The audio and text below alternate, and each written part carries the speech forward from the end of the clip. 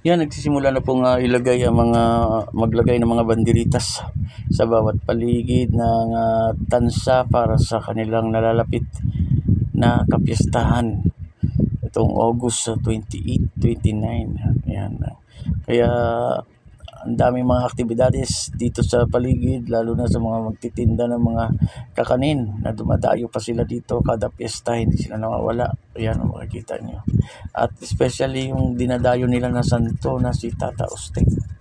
Ayan, guys, makikita nyo na nagmimilagro yan, kaya dinadayo ng ating mga kababayan sa iba-ibang lugar.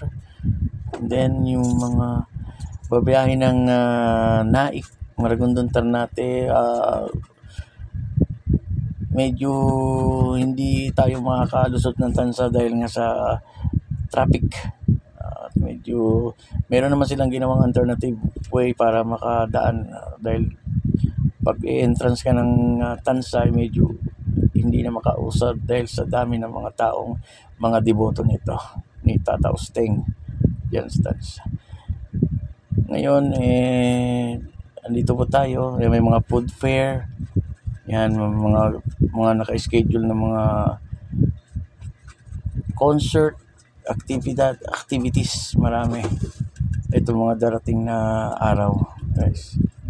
Kaya abangan po natin at lagi tayong nakabantay dito sa bayan ng Tansa.